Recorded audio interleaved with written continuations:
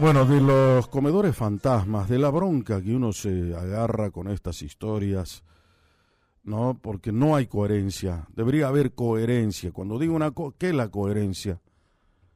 Es dirigir con el mismo ímpetu lo que pienso, lo que digo y lo que hago. Eso es la coherencia. Y eso hace a las personas respetables, ¿no?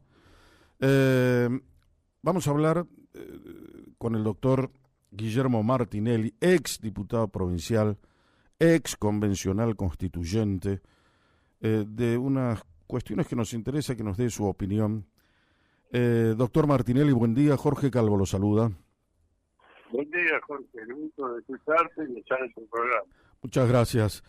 ¿Se acuerda cuando le tocó ser convencional constituyente, doctor? Sí, por supuesto, claro.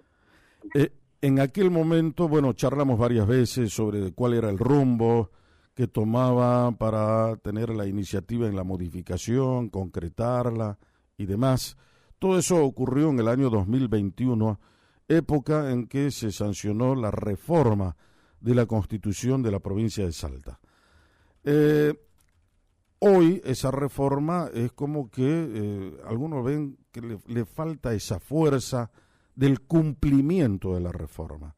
Por ejemplo, en la integración de los jueces de la Corte de Justicia y, por ejemplo, también en otras cuestiones que son muy importantes a tener en cuenta sobre el espíritu que guió a los convencionales constituyentes de aquella época. Yo recuerdo cuando el doctor Martinelli con mucha fuerza reclamaba, entre otras cosas, el famoso, ¿qué le puedo decir?, la cláusula transitoria para que pueda figurar allí en la Constitución y le dé una garantía a los salteños de su cumplimiento y efectividad. Sobre eso quisiera que hagamos una reflexión. Sí, efectivamente, nosotros los que integrábamos el bloque, en ese momento solicitábamos al resto del plenario que hiciéramos cláusula transitoria en algunas reformas que se habían dado, que era quizás aclarativas, quizás podían ser en algunos casos superabundante, pero en otros casos no.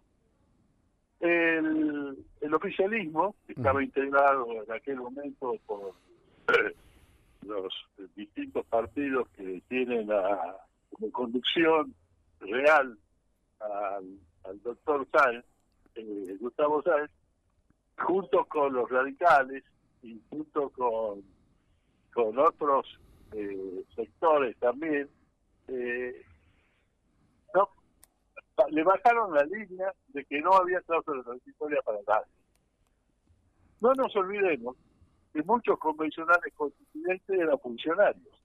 Sí. Y algunos eran legisladores. Y algunos eran secretarios del Consejo Deliberante. Y algunos eran concejales. Es decir, tenían claramente interés en la cuestión. ¿Cuál era el interés que tenían? Lo que ha pasado, de que los diputados, por ejemplo, ya tuvieron 2 mandatos consecutivos y sin embargo siguen para el tercero. ¿Por qué? Porque entienden de que la reforma no les tocó. Claro, ellos estaban por derecho propio en la Convención Constituyente, protegiendo su futuro,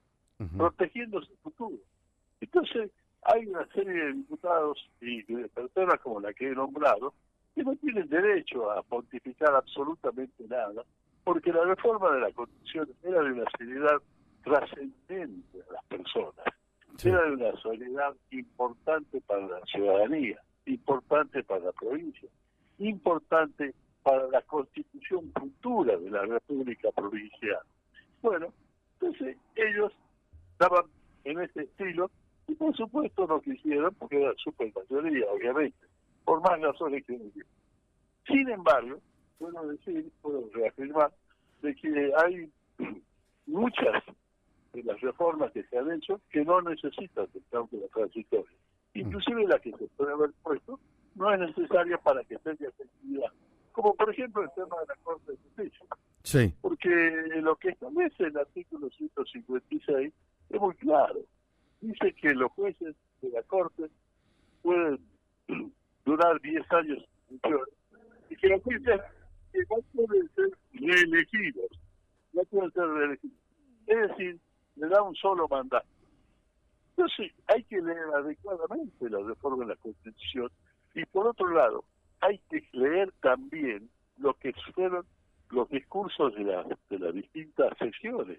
Y en eso claramente ha quedado establecido de que los jueces iban a tener de la Corte, iban a tener un solo mandato por vida. Bueno, esto se ha tergiversado porque hay intereses propios, naturalmente, y entonces la propia Corte de Justicia ha resuelto que ellos pueden dar, aunque hayan tenido ya un mandato, hayan cumplido, pueden seguir estando. Aunque hayan tenido 3 mandatos, van a poder seguir estando, violando precisamente la Constitución. Vio que estamos en el año 2025, que es un año de elecciones. Vamos a tener elecciones de medio tiempo a nivel nacional en el mes de octubre.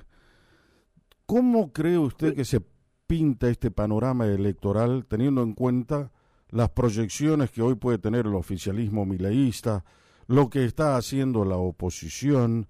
¿Cómo se ve hoy ese panorama electoral?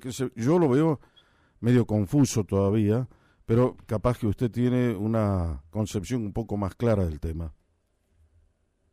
Efectivamente, yo creo que es un panorama bastante distinto a los que se han tenido en otros momentos históricos. Puedo decir de que aliados que tiene en este momento el oficialismo son muy importantes, porque tiene aliados como el PRO, tiene aliados como radicales, tiene aliados como la coalición cívica. Es decir, tiene mucha gente que realmente apoya esto, también por intereses propios y personales, no por el país. Se está destrozando realmente la economía argentina. En todos lados hay quejas porque afecta al 70% de las personas en Argentina. El 30% son los que están muy bien, pero resulta de que hay algunos que apoyan estas reformas que está haciendo el presidente Milei y están en contra de los principios que le dieron origen a sus partidos y a sus doctrinas. Hoy, entonces hay mucha gente que está todavía confundida sobre esto. Eso que se dice confuso es verdad, porque hay gente que está confundida, efectivamente. Hay gente que cree que hay cuestión de tiempo para darle. Hay gente que cree que si le va bien a Milei, le va bien a la Argentina. Esa muletilla que se aplica no es verdad. Si le va bien a Milei, le va mal al 70% de los argentinos. Eso es lo que tenemos que tener presente. Porque la pobreza es precisamente el estilo que se pretende para el futuro de la Argentina. La pobreza del 70% de las personas, como son en muchos otros países. Y funciona muy bien, entonces, una diferencia económica y social del 30% que está muy bien y el 70% que son pobres. Que son pobres, que no significa que sean indigentes, pero son pobres. Es decir, las expectativas que se tienen son únicamente de supervivencia. No es una escala diferente como tiene o tenía en este momento la ciudadanía argentina la posibilidad de un escalamiento social, económico y perfeccionándose en materia educativa. La intervención del Partido Justicialista acá en Salta, doctor Martinelli, ¿cómo la vio? Bueno, yo creo que efectivamente se intervino el Partido Justicialista porque el Partido Justicialista propuso gente en función de los intereses de ley. Entonces está en contra precisamente de lo que es el peronismo y de lo que es naturalmente la conducción de todas las provincias y de la nación en general. Es decir, me parece que si el Partido Justicialista, que es opositor al gobierno nacional en Salta, es aliado del gobierno nacional, me parece correcta la intervención, por supuesto. ¿Y eso va a afectar, digamos, su desempeño electoral en estas elecciones de octubre? Seguramente que sí, que lo va a afectar. Yo lo digo que es una cuestión sencilla. Seguramente va a ser complicado, pero bueno, pero son los pasos que hay que dar, porque hay que darle claridad y a la gente y después firmeza en las decisiones. Yo creo que bueno.